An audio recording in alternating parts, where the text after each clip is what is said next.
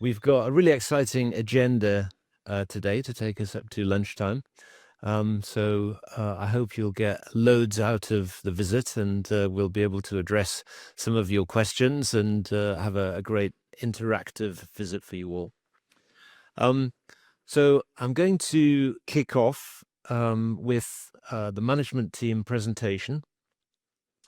We've got about half an hour, maybe 40 minutes of slides from myself, from John Tinson, our VP of Sales and Marketing, and also from Dr. Louise Turner, just sitting at the front here.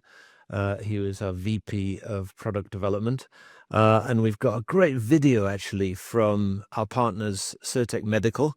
One of their VPs has sent us across an update on his view of the opportunities for the Stereax battery. And then after that, we've got a great panel discussion that's going to be moderated by John Mark Bunce, who's our analyst at Cavendish, our brokers, and Nomad. And we've got delegates from the Advanced Propulsion Center, from the Faraday Battery Challenge, and in due course, we're hoping that we'll have Andrew Britton from UK BIC, but Andrew is currently wrestling with the traffic on the A34, so we'll give him a warm welcome when he finally arrives.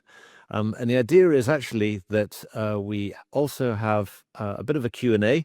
So if you've got a few questions that you'd like to cover after the panel discussion, then we will make time for that. And then we'll whisk you around on our reliable minibus to go and have a look at our two facilities, the Goliath Development Facility, as well as the Scale-Up Facility at Discovery House, which are all within a few miles of this location.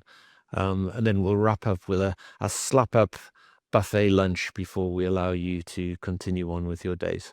So hopefully it's an interesting agenda, and I look forward to the interaction as we go through.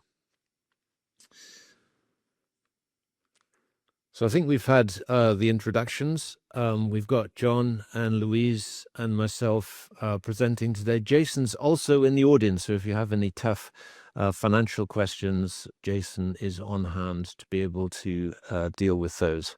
Of course, there's all of this information on our website, so if you'd like to know more about our backgrounds, please go ahead and read up on that.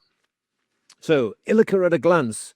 I think most people in the room know what we do as a business, but just for the sake of clarity, we have two product lines.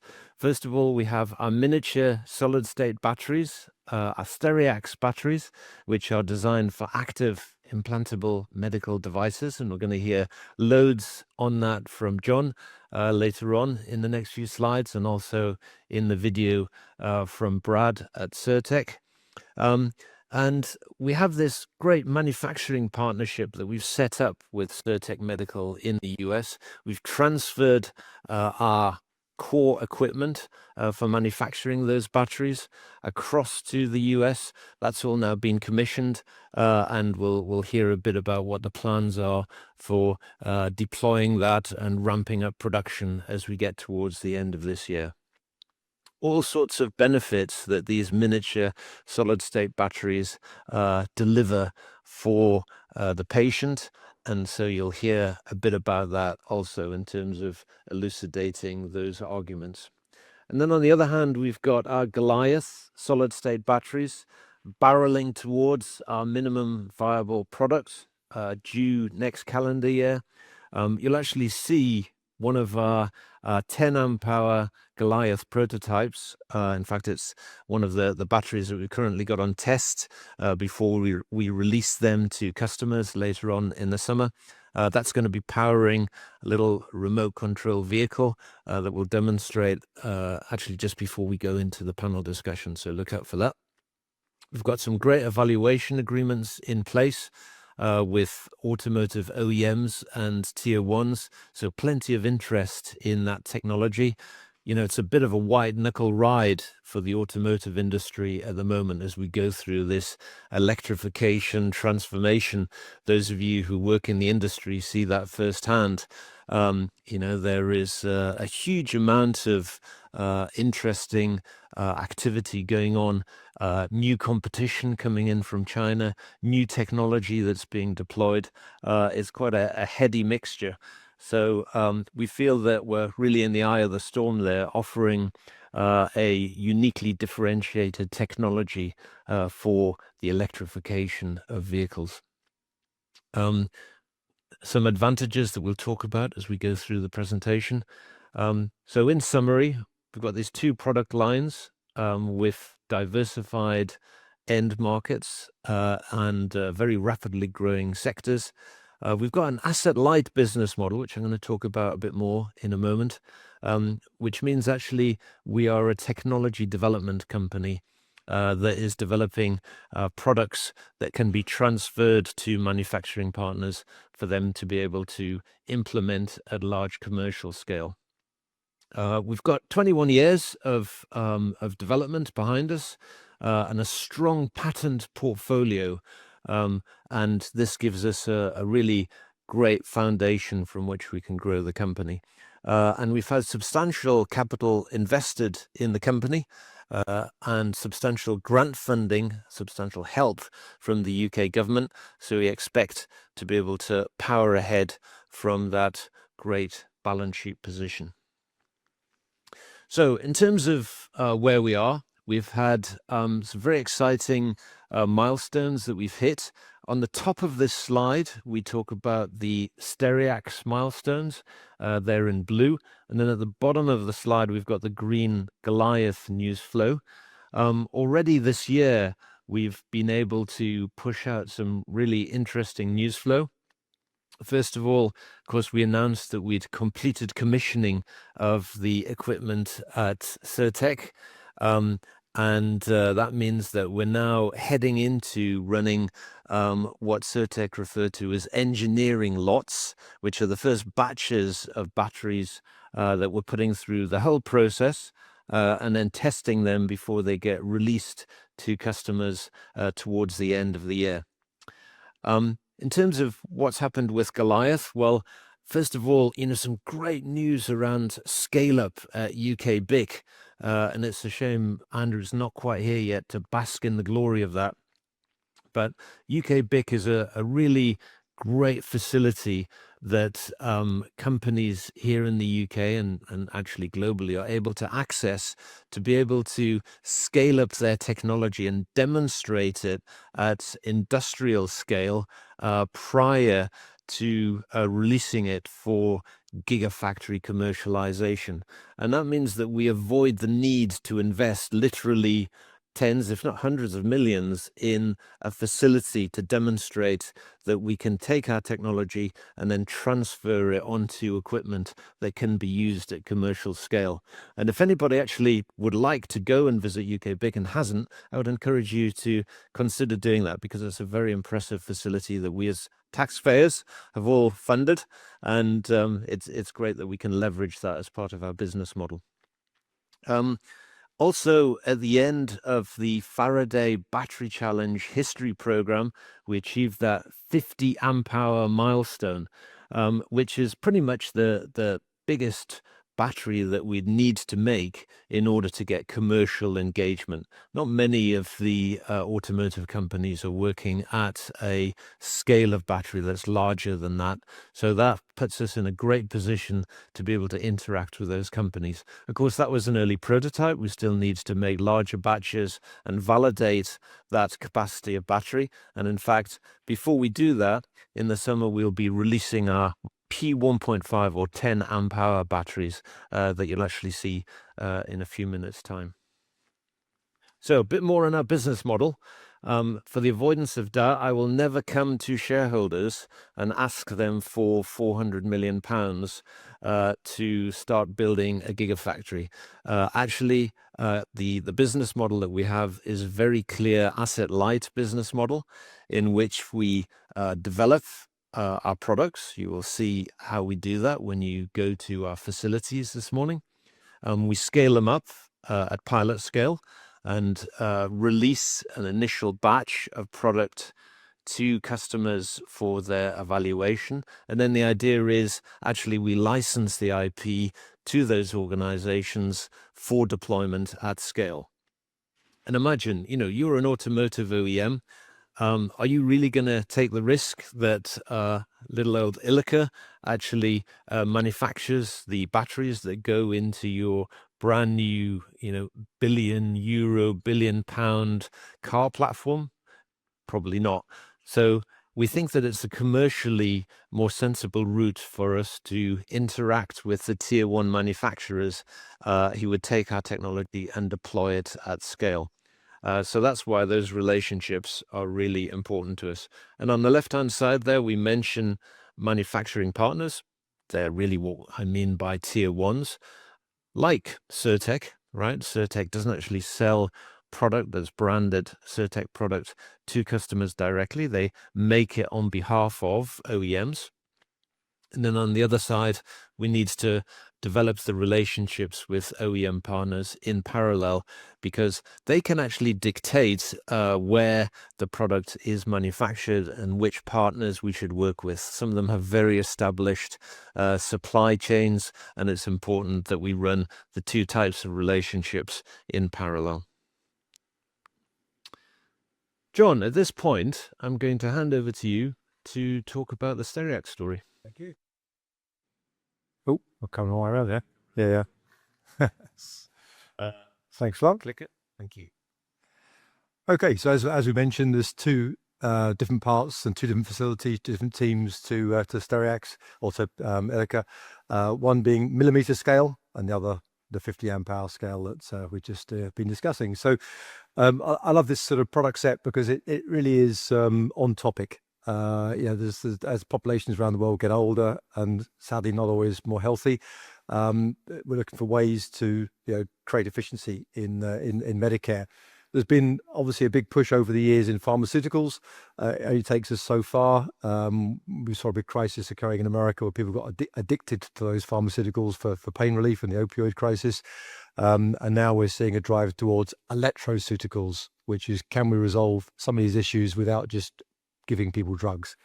And this is the topic that Ilika is focused on. We have a number of different sectors. They are growing. So pretty big compound annual growth rates, up to sort of 17% there for ophthalmic, 31% for orthodontic, etc. So this technology that Ilika is developing puts us into already large but forecasted very fast growing markets. So exciting times.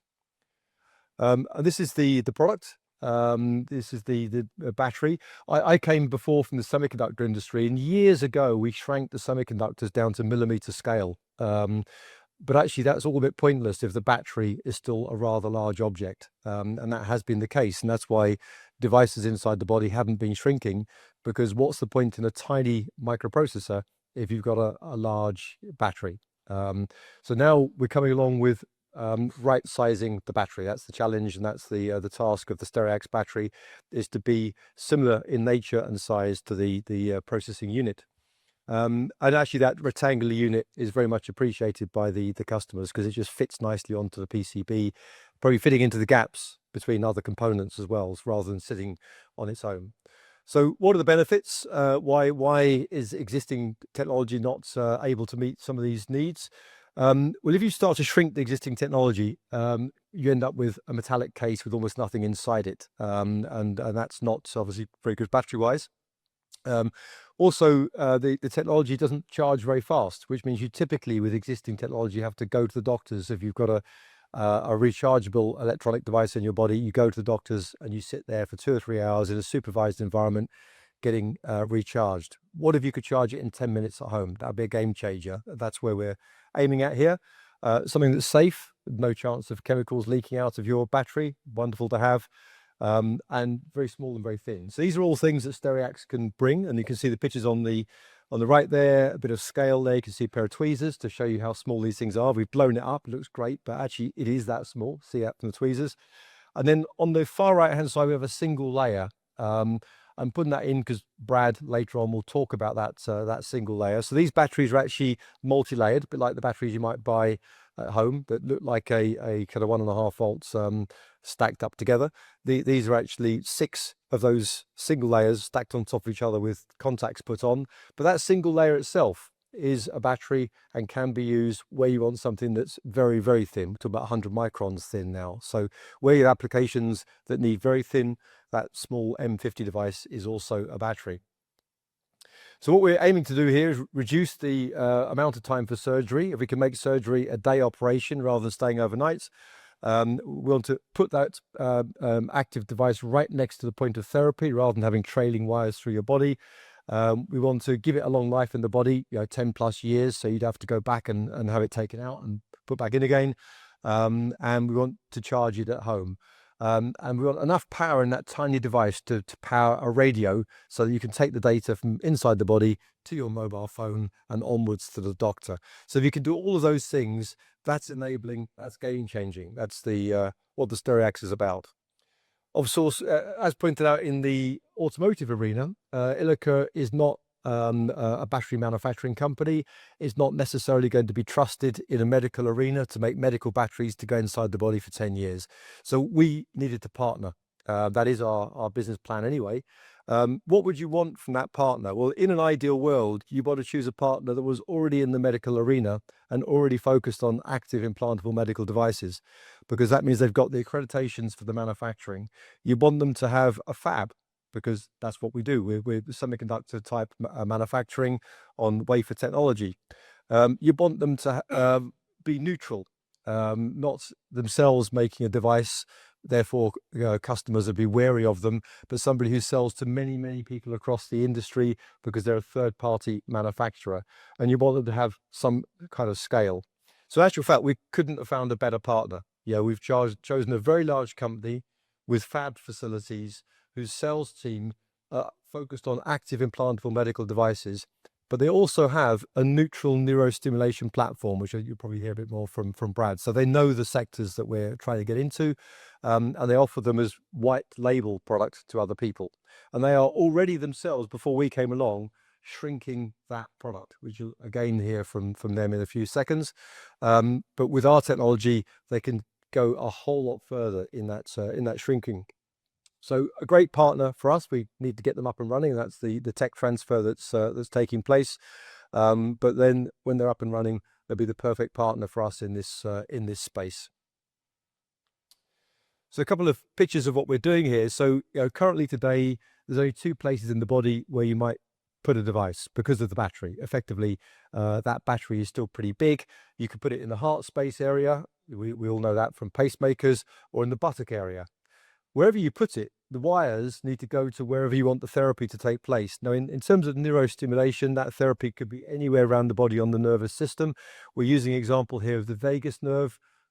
It controls an awful lot of items, the vagus nerve, in terms of Parkinson's, Alzheimer's, potential sort of eating disorders, depression, all sorts of things are impacted by that nerve. What you really want is that device to be right on the nerve. One of the reasons for that is when you have these trailing wires around the body, unusually fast, jerky movements can actually uncouple the wires. You can feel them, but they can also uncouple. And that does happen. I was doing a talk recently. A doctor in the room said that's exactly what happens. People are doing some weird maneuver, skiing or whatever, like my colleague Jason, and they manage to sort of break the wires. Put it right next to the point of therapy. That's not going to happen. Sorry, put this up. So much smaller devices right next to the point of therapy as per here. That's a very big area. Another one, orthopedics. So a lot of people, new hips, new knees, new shoulders, whatever it might be, not necessarily taking their physio's advice on how to look after themselves after they had that trauma. And this is obviously Americanized a lot because what they're doing then is asking for repeat treatment at the cost of the insurer, and the insurer is going, I don't want to pay for that repeat treatment. I knew damn well you weren't taking the therapy. Well, what if those devices embedded in the new hip or knee could speak to your phone, speak to the doctor, and they had all the data? on what you did and how you did it. They also have all the data on how well it's going in terms of recovery, etc. And that big data leads to future generations of better products. So there's a lot of interest in this from that industry. Again, tiny batteries enabling that. Similar actually in orthodontic. A lot of information can come from saliva. And again, in areas of diabetes, etc., but also other areas as well. Wouldn't it be great to have tiny devices inside of a dental device, sort of brace, etc.? We've got also treatments for glaucoma and diabetes that about tiny devices in a contact lens or in the eye. And then finally, we've got a new generation of cardiac sensors and actually cardiac pacemakers. On the pacemaker side, enabled by actually using the heart as a recharging device for the battery. And on the sensor side, again, the small battery being good enough for years of use. And the reason it's good enough for years of use is you can recharge it many, many, many times, and you can recharge it very quickly at home. And these are things, without both of those, you have to have a large primary battery. So really exciting changes to medical technology that are all coming from a tiny millimeter sized battery. And that's what Ilika is focused around. We're going to hear now from our colleague from Certec, strategic director at Certec, in his view of this technology and the changes that it'll have. Thank you for the opportunity to join Ilika's Capital Day. For those that don't know me, I'm Brad Womble, Senior Director of Strategy and Marketing at Certec Medical. For those unfamiliar with us, Certec specializes in complex medical devices, particularly active implantable medical devices and interventional therapies. We have over 2 decades of experience in design, development, and manufacturing of these devices, with a significant focus, I would say, though, on neuromodulation solutions in particular. A lot of good things have happened over the past year since I've had the last opportunity to talk with you guys. I'd love to briefly catch you up on some of those. First, we've significantly expanded our global footprint with the enlargement of our Costa Rica facility. That'll support both our growing neuromodulation and interventional therapies groups. And second, we also opened up our Santa Clara facility in California, which specifically designed to support our interventional group, but also our neuromodulation group to a certain extent as well. And then lastly, on the technology front, big news, we continue to advance our neuromodulation platform strategy, introducing a patient-focused app with remote monitoring capabilities, while also developing a smaller neurostimulator with unique waveform generation and optimized stimulation and sensing capabilities. These strategic investments reflect both our commitment to vertical integration and also as a full service solution that spans from both concept all the way through to commercialization. As many of you have probably noticed, the medical device industry is starting to experience, I would say, a remarkable transformation driven by the relentless pursuit, really, of miniaturization. And this isn't just about making devices smaller. It's really about reimagining what's possible in patient care. In the neuromodulation space in particular, which is, of course, strength of ours, we're witnessing several pivotal trends. First, I would say, would be around dramatic miniaturization. Traditional neuromodulation systems were bulky, with substantial subcutaneous pulse generators. Just to give you a sense of that, this is actually kind of a next generation neurostimulator, much smaller, but still in sort of the 20 cc range. We're starting to see neurostimulators, a fraction of this size. In fact, we're working with several customers to put everything into one little leadless type of neurostimulator. So today, we're developing, headless stimulation systems, both for vagus nerve stimulation, as with other peripheral nerve targets, where the entire stimulation apparatus sits directly on the nerve without a separate implanted pulse generator. This reduces surgical complexity and patient discomfort while improving outcomes as well. A second area that we're seeing is really around enhanced integration. Advanced microelectronics allow us to pack more functionality into smaller form factors. We're now able to integrate multiple sensing modalities, stimulation capabilities, and sophisticated algorithms into devices a fraction of the size of the predecessors. And three, and I would say probably one of the most passionate areas that I'm particularly interested in, is really the brain-computer interface progression. The convergence of neuromodulation with brain-computer interfaces represents perhaps the most exciting frontier. What was once science fiction 10 years ago is now clinical reality. with devices able to read neural signals and deliver precisely targeted stimulation in response to specific brain states. So it's exciting to kind of see how that BCI space is progressing, and we're working with several of the top groups in that particular space. Fourth, I would say, would be on the interventional therapy convergence side. We're seeing a fascinating convergence between traditionally separate domains, the domains of neurostimulation and interventional therapies. Fields like electrophysiology in particular, as well as structural heart and neurovascular interventions, are increasingly incorporating elements of neuromodulation, creating entirely new therapeutic paradigms.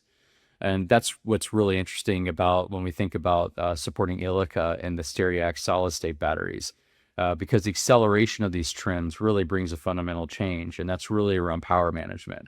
As devices shrink, conventional battery technologies reach their limits in terms of size, safety, as well as longevity. This is precisely where our partnership with Ilika becomes transformative. We believe that Ilika's Stereax solid-state batteries address the crucial needs of next-generation implantable devices. And if we're talking about specific ones, the M50, that the small one, the micro battery, with its remarkable 50 microamp capacity, and it's super small as well, super thin. I think it's probably like 0.15 millimeter profile, enables designs that were previously impossible. And just to give you an idea of some of these use cases for the M50, we think of things like post-surgical healing patches, perhaps, that use RFID capability for like a 5 to 7 day kind of monitoring. We could even see uses for it in glucose monitoring of like skin sensors, right? So requiring, say, like 20, 25 microamp average current would be perfect for this type of device. Smart contact lens packaging with like sterility and temperature tracking, could see the usefulness for that. Pediatric fever tracking patches with like low temperature warning capabilities. Things like flexible oral, like pH sensors integrated into dental appliances. And then for like the larger form factor, like the M300 with like the 300 microamp capacity, which is still super small, like at roughly a millimeter thick, supports more data intensive applications, including like wireless neuromodulation and closed loop stimulation systems. For the M300, we're focusing on more power intensive applications. These can include things like vagus nerve stimulation systems for like gastrointestinal disorders, which would be completely implantable. Smart capsules for the gut transit mapping, like, going all through the intestinal tract with like blue energy burst capabilities. Reprogrammable subdermal like pain patches with like closed loop control. EEG patches for migraine abatement with like real-time sensing, and things like Bluetooth enabled smart retainers that track both adherence and, as well as location. And then lastly, things like wireless footpad sensors for like gait rehabilitation and assessment. But what makes these batteries revolutionary for these types of applications, I would say first and foremost, it's safety. Unlike conventional lithium-ion batteries, the Stereax batteries contain obviously no liquid component, so eliminating leakage risk in sensitive implant scenarios, particularly for like dermal and like intraoral use, are super important. Secondary would be around rechargeability. The ability to quickly recharge in under 15 minutes is super, super critical and important in some cases. Coupled with exceptional cycle life, means devices can function reliably for, well, really years, rather than months today with current battery technologies. Third would be the form factor. It's real utilitarian. The rectangular stackable design, it does integrate seamlessly with our electronics packages, allowing unprecedented miniaturization without really compromising functionality as well. So the partnership with Ilika, we're going to be manufacturing, obviously, as you guys know, the battery for Ilika, as well as supporting on the sales and marketing side for the healthcare batteries. It really perfectly complements our vertically integrated approach. By incorporating these advanced battery technologies into our capabilities, we're removing a critical barrier to device miniaturization, as well as expanding the horizon of what's possible in implantable and wearable medical technology. In conclusion, I would say the convergence of miniaturization trends, advances in neuromodulation capabilities, and revolutionary power solutions like the Stereax battery is creating unprecedented opportunities for medical device innovation. And at Cirtec, we're proud, to be at the forefront of this transformation. working with partners like Ilika to develop life-changing therapies that were really unimaginable just a few years ago. So as the worlds of like electrophysiology, interventional therapies, and neuromodulation continue to converge, our partnerships with Ilika ensures we have the necessary technology foundation to lead this revolution and deliver on the promises of smaller, smarter, and more effective medical devices. So we're excited this year to get these batteries out the door and to start going after a lot of these additional applications and device opportunities for these. And thank you for your time. I really appreciate the opportunity of speaking to you guys, and I hope you have a great Capital Day and learn a ton about Ilika and where the potential applications are for these batteries. Okay, thank you to Brad for that. I mean, as you say, couldn't be more aligned in terms of the manufacturing partner. I mean, it could have just been a manufacturing partner, but in this case, it's one that's completely aligned to the strategy, which is very exciting. Quick look at the revenues and where do they progress, or how do they progress over time from this Stereax product. Initially, as we're doing wafer lots, we call them developmental wafer lots. We're billing Certec for the activities that we're doing at Ilika. So there's a revenue stream from wafer processing, which actually carries on, because we're not just going to stop at the M300. There will always be a new product coming through, and it will always be us that's driving that move forward in technology. Then a thing called non-recurring engineering. Many of the people will not just want exactly this 5.6 millimeters by 3.5 millimeters footprint that we've created. They want something slightly different, either a higher stack or a different XY dimension, something that fits. We've been speaking to companies, for example, that want to put them into trauma screws, and it has to be slightly different shape. So those people, there'll be a non-recurring engineering charge for us to actually create different shapes, different photolithographic masks, and do the engineering associated. That will be a revenue stream, and that's very common in the medical battery industry. That's very common to our competitors, not just to us. It's many batteries are quite bespoke. Then, of course, selling batteries. That's the job. So battery royalty revenue, that will be a stream once we get those alpha and beta samples out and into products. There'll be a stream of revenue from that. The license fees themselves, and why we're putting license fees, I think Brad was touching on something there. We're talking to them about medical implants. He was beginning to touch on quite a few other areas there in his talk, which are quite high volume. Patches and such, which are really kind of the world of IoT, but they're kind of where medical and IoT meet together. So you can see, even if we just didn't have that medical discussion and talked about IoT applications, there'll be other areas where this battery will be very interesting that Ilika can then license, and it would go through this process all over again: development fees, NRE fees, etc. So there'll be more than just this medical thread. The reason for the medical thread is initially when the technology comes to market, it's quite expensive.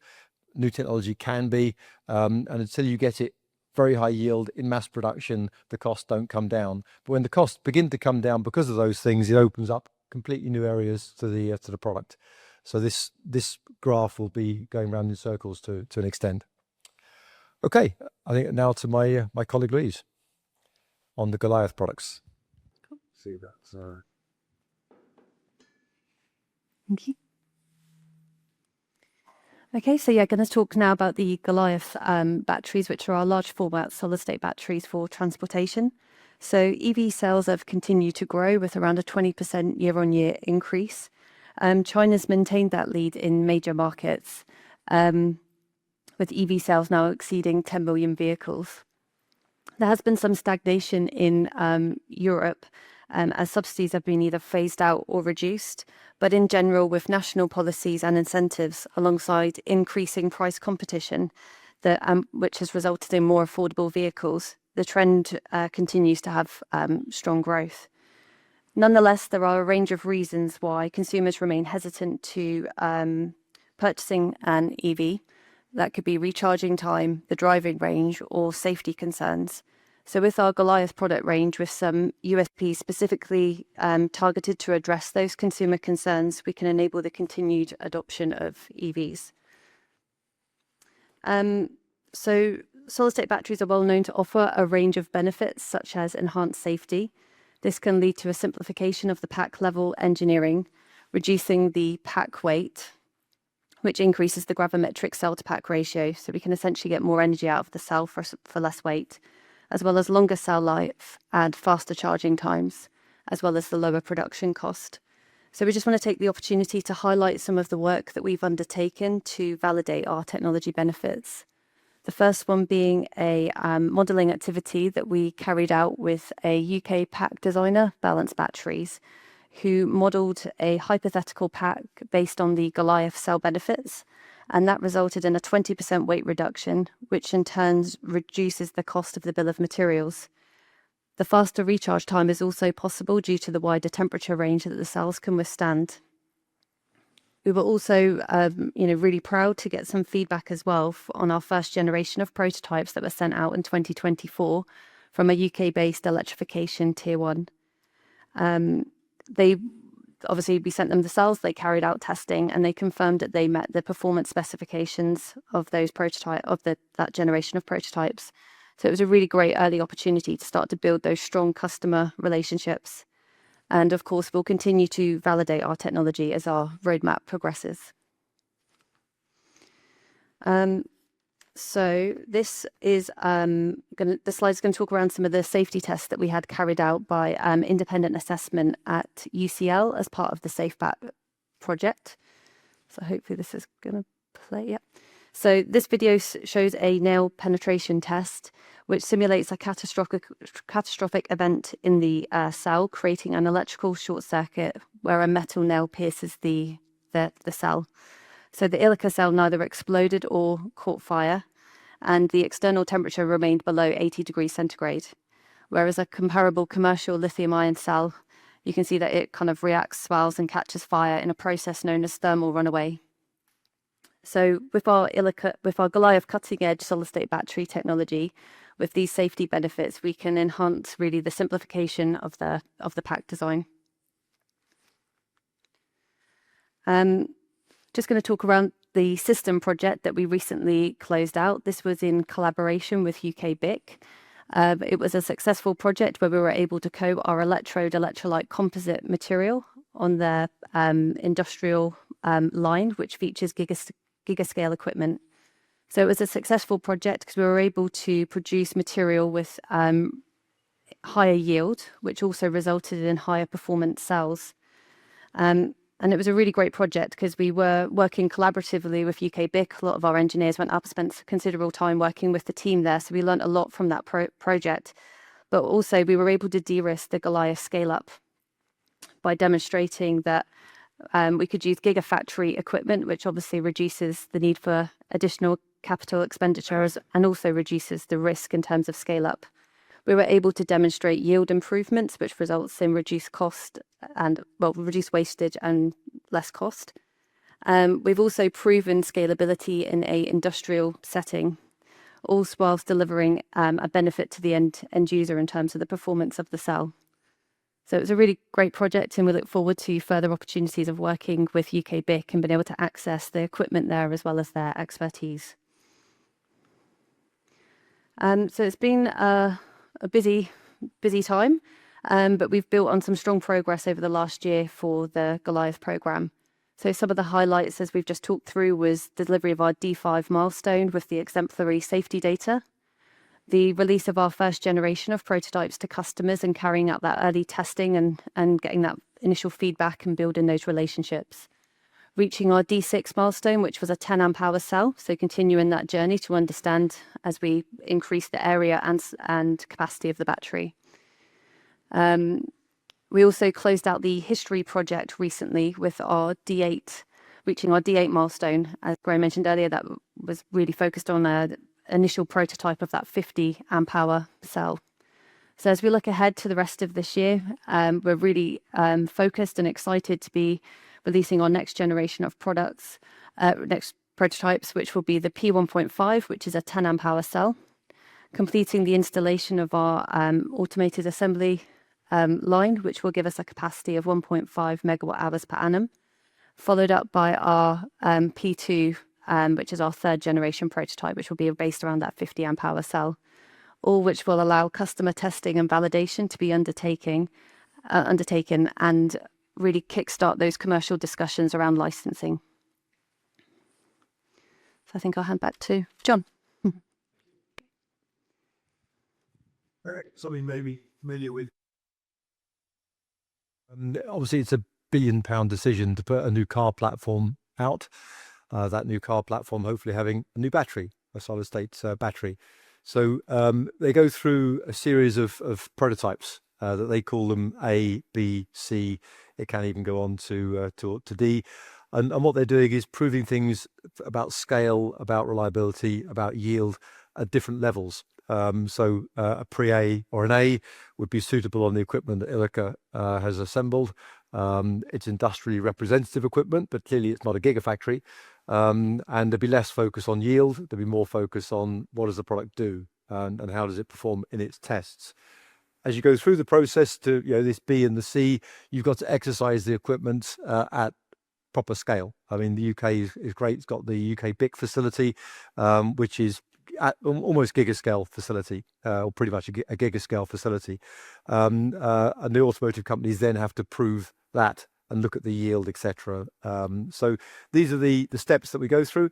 And as Graham has already alluded, we're not going to try and replicate those steps in Southampton area. This is up to the licensees to do. So our job is to get them that A sample, do the testing and say, look, this is a fantastic product. It would really enhance your car to have this product. You now must license it and you must then take the next steps to the B and the C samples, which basically means make thousands and thousands of these cells, probably at a sort of 50 to 100 watt hour facility.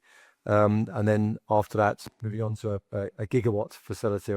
So that's their journey through to getting it onto a car platform. And we've got a good experience over the last 3-4 years of working with these car companies, typically under grant-funded collaborations, although not always. Some collaborations, but there's a good range of companies, and these are the guys that really advise us. They sit on steering groups in our collaboration programs.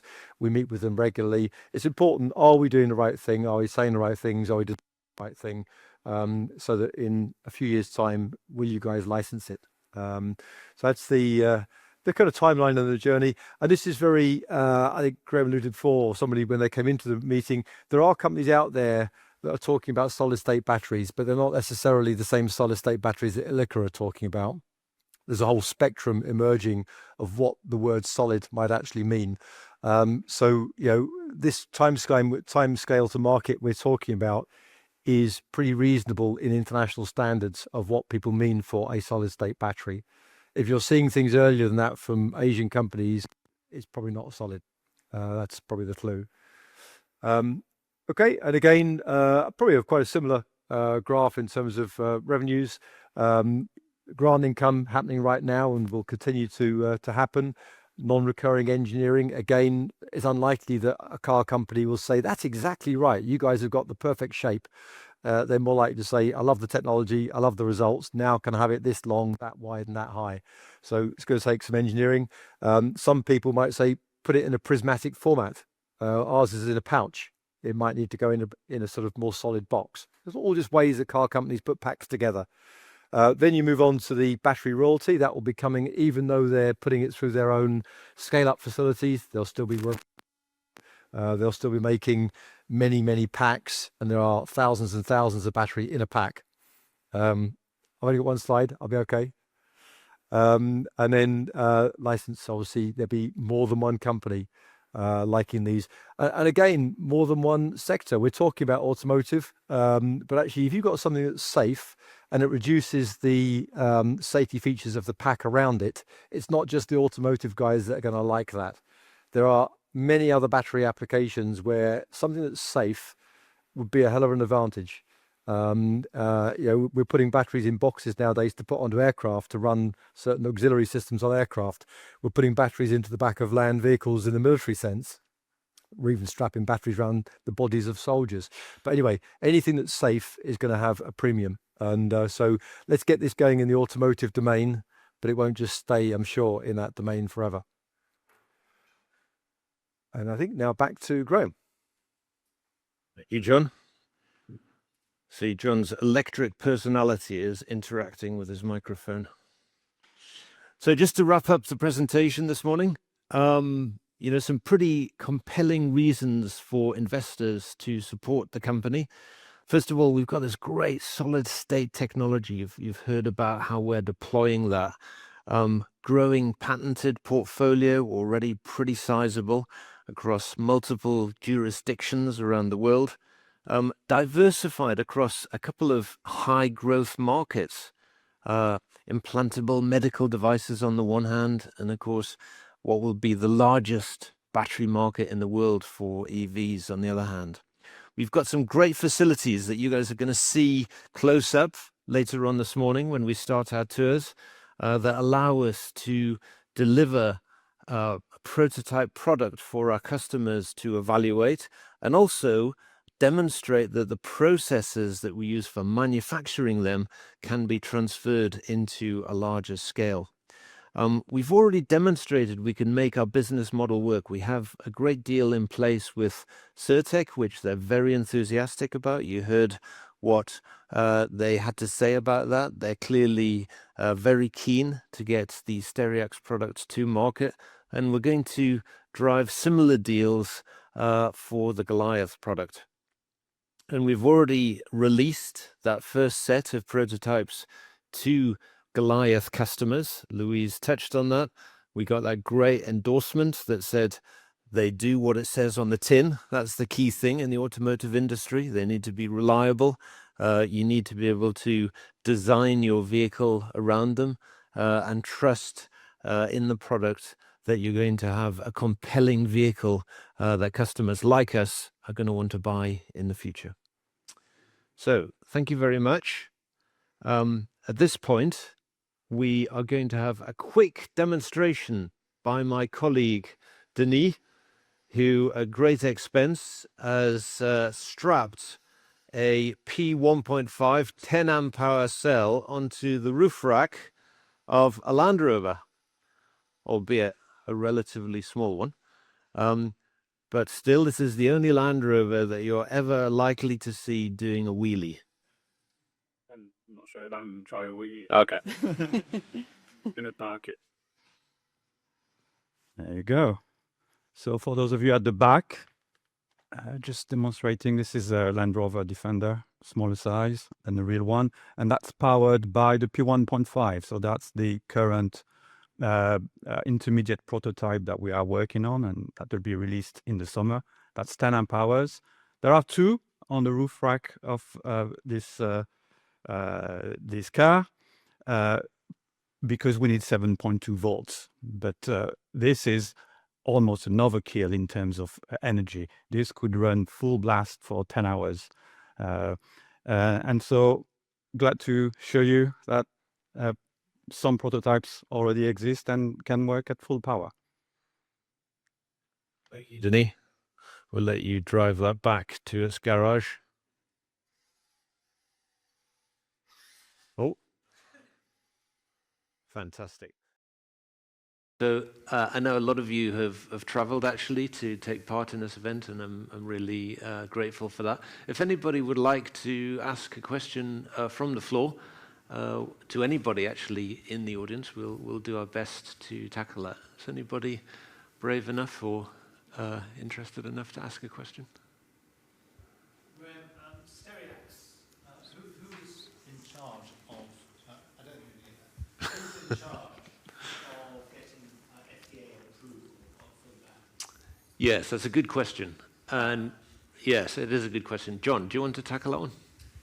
You don't actually need approval for the battery, you need approval for the medical device. So the customer, which would be Cirtec's customer, who have a new therapy, would need to get FDA approval for that therapy.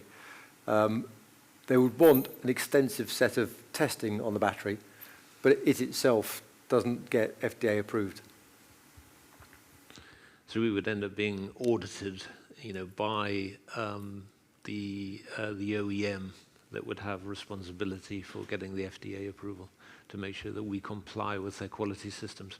But actually, remember, we've got ISO 9001, and Actually, we've just had an internal audit to verify that, and that's really great that we've got that in place, because it means a lot of our quality systems are internationally compatible, and we're already set up to be able to provide evidence of that testing program that John was just referring to. Yes. I've got a related question for John, actually. So, in the video, he was talking about various applications. How long does a manufacturer of a product typically take testing it to verify that it works well and they can then start rolling out its production? Yeah, for an active device, it's obviously quite some time. It a bit depends on whether is it a novel therapy. So if I was stimulating a nerve that had never been stimulated before, and trying to create an outcome that had yet, then they have to prove the efficacy. So it's quite an extensive thing. Or is it an improvement to an existing design? So there's two scenarios there. Thinking more of the latter. Yeah. So That's the nearer market. that's the nearer markets. That would still they don't have to, but they may still require further animal trials and in-body trials. But it's a much shorter. It's called a 510K. It's a much shorter process and it's still expensive. There's no cheap way of getting a product into a body, but it's probably about a 3-year process. If they're saying I want to improve these electronic components inside my existing device, they could probably get to market in 3 years, whereas it could be up to 5-6 years if you're trying to say, and I'm also proving the efficacy of the treatment itself. And are any of those 3 years started already? Kind of. I mean, they need our alpha samples to an extent. There are people who are playing around on breadboards. So we got a number of people who've had early samples and many more that are waiting for the next generation of samples. There is one or two that could go quite quickly, either because they're not totally inside the body. They're not quite wearable either. I don't know, I said too much, but they're sort of, the dental stuff, for example, can go quite quickly. Still going to be a couple of years. I don't think anybody can go overnight, as it were. But that, in medical terms, that's seen as being very quick. So that kind of ties in with the graph you showed. Yes, I mean, I think, as we say, the build of revenues, people will be coming to us for NRE changes almost simultaneously to other people who are saying, I can deploy what you've got, but I've got to get it through these animal trials and human trials, and they'll all be happening about the same time. In the state, multiple companies in slightly different stages of their development processes will add up to that stack of different revenues. Just following up on Stereax, I was fairly excited a couple of years ago now, almost when the Certec licensing agreement was announced, but we're almost 2 years into a 10-year licensing agreement, and to be honest, the revenues, as far as I can see, are pretty minimal to date, and everything keeps getting pushed further out to the right, and I just have a big concern that we're not commercial enough in that revenue and how we think about getting revenue quickly. All your products. So it's about Certec's technology transfer. So that's probably one for Graham. Yeah. So, I can imagine your frustration. But believe me, Certec and Ilika have been working very hard to actually make that tech transfer work. So one thing that we did to shorten the tech transfer was to take the equipment that we originally had at our scale-up facility and sent it across to the US. And Certec has been working pretty diligently to install all of that equipment, commission it, i.e. make sure that it's working to specification, and now we're right in the middle of running engineering lots. And unfortunately, that does take time. Certec have spent quite a bit of capital, actually, in getting us to this point that we're at now, and we should see the completion of those batches and then the first release of product and revenue generation towards the end of this calendar year into early 2026. So I think your patience is being rewarded now. More on Goliath this time. If I'm sat there as the CEO of Ferrari, for example, and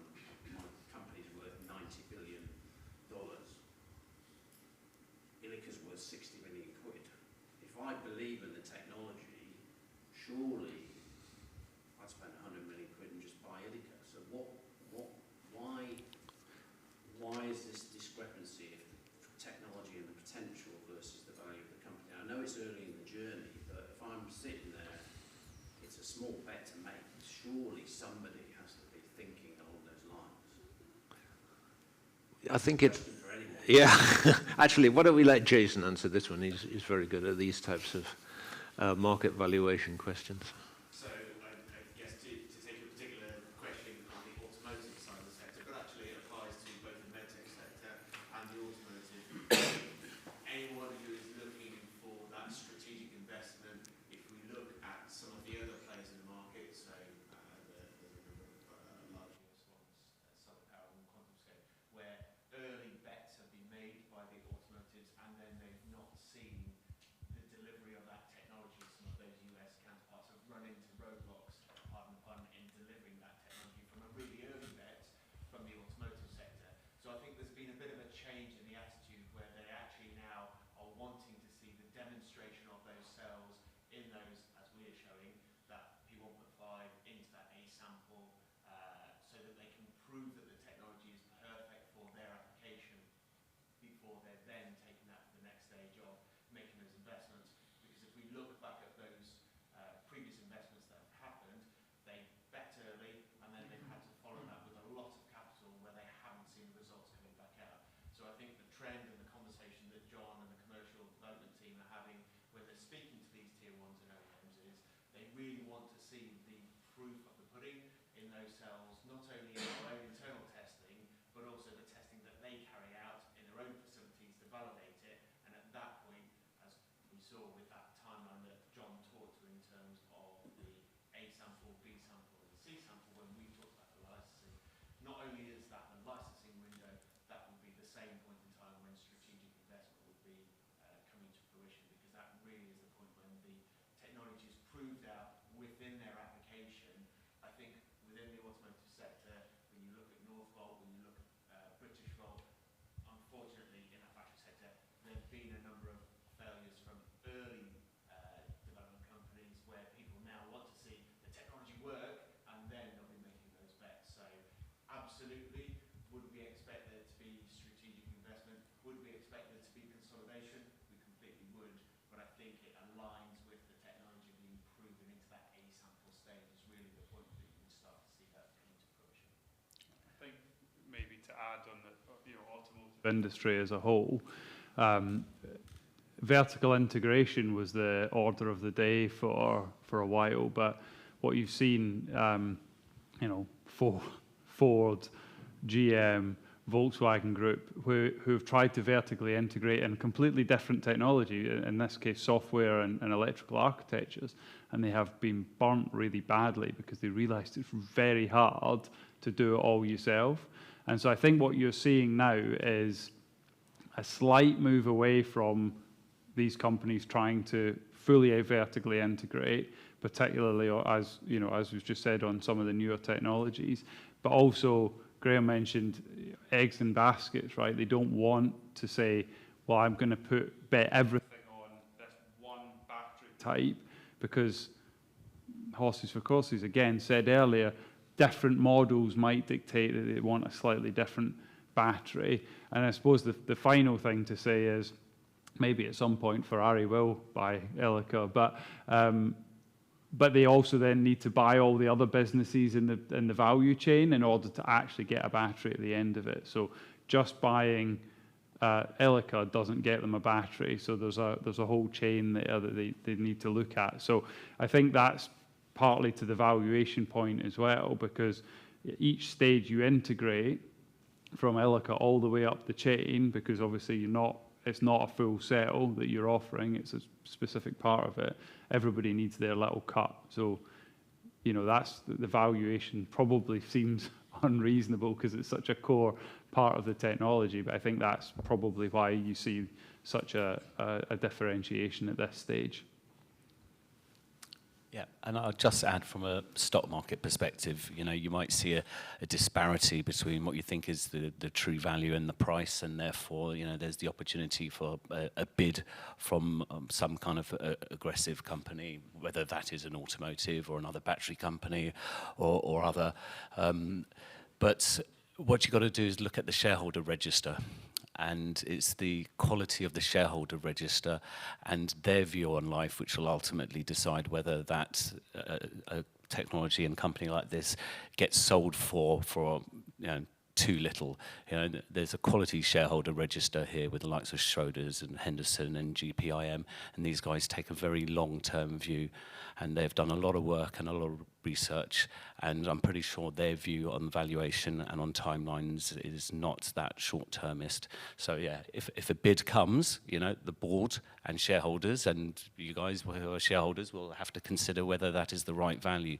But having such a strong proportion of the shareholder register in high-quality institutions leads me to believe that, you know, the opportunity or an opportunist bid like that at this kind of level is unlikely to be successful, but that's my personal opinion.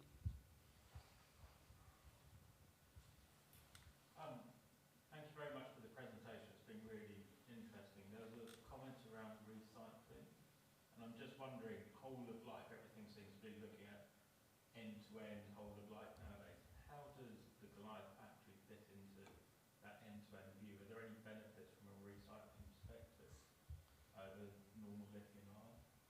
Yes. You know, I guess we're just at the beginning of recycling lithium-ion batteries. There aren't that many that are currently recycled. I think it's 5% was the last data that I saw. Actually, lithium-ion batteries in vehicles have proved to be much more resilient than they were thought to be at the beginning of the rollout of EVs. Actually, most, you know, EV battery life is proving to be much longer. But at the minute, it's actually quite difficult to recycle lithium-ion batteries because they've got that toxic, flammable liquid electrolyte in them and a polymer plastic separator to keep the electrodes apart. And so if you break down the battery, you know, you've got to do something with that liquid electrolyte. You've got to handle the battery very carefully, otherwise you end up with a firework display like what Louise was showing earlier.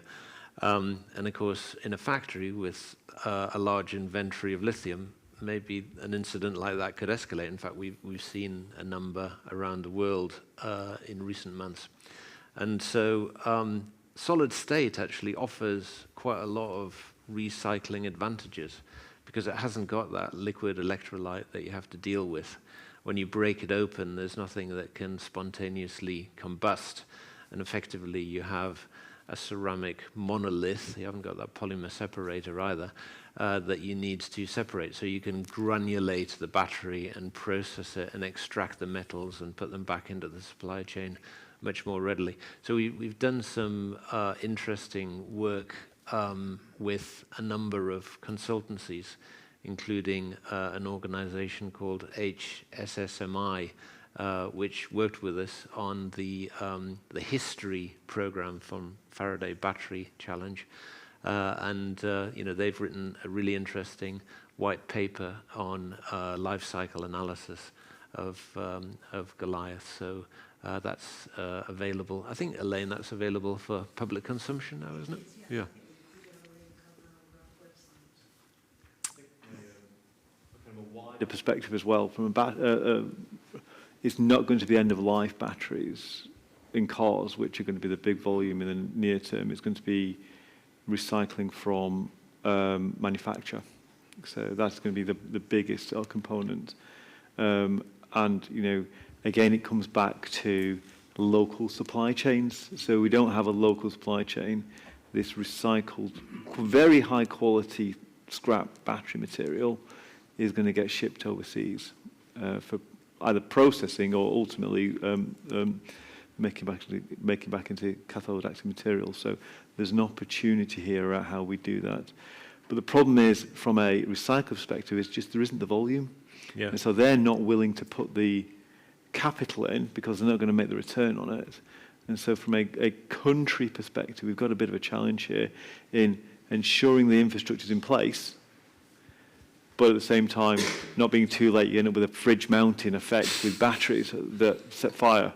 But at the same time, if you invest too early, you're going to be a bust as a recycler. And so there's a definite challenge or opportunity over the next decade of how we solve the recycling problem. I think there's another step, I think, in this, and that's the second using of the batteries. So once they're no longer suitable to be put into a car, there's actually more than one step.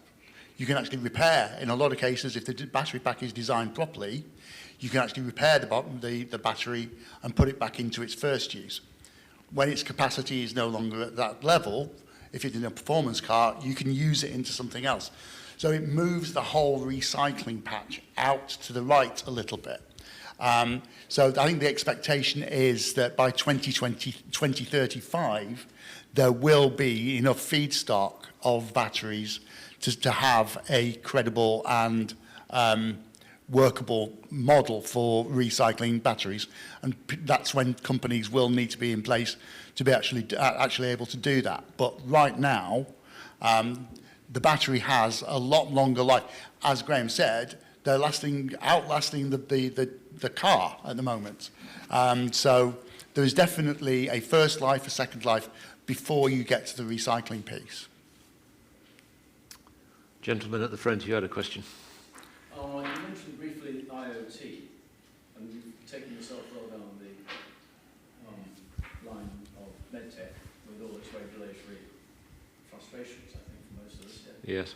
Are there other IoT matters that don't get into medtech regulation, which you could use with a much shorter time to market?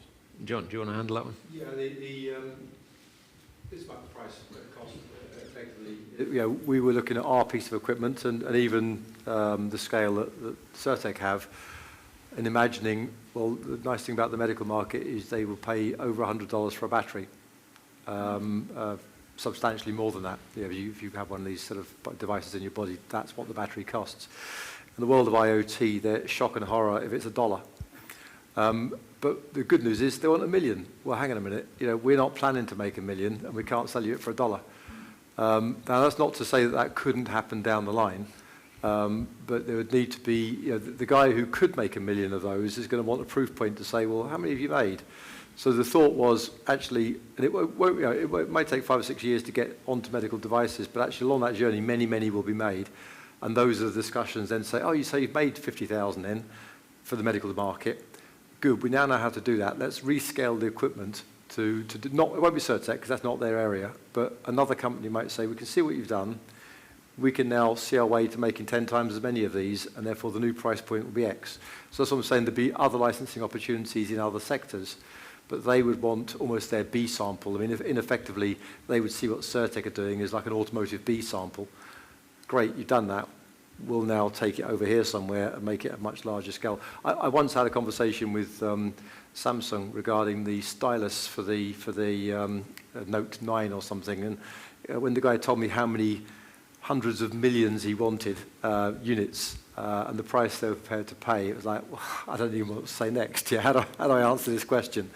So yeah, the opportunity will be there, but we have to take it in steps. I think one of you guys was saying the same thing, is take your battery development, Andrew was saying it, wasn't it?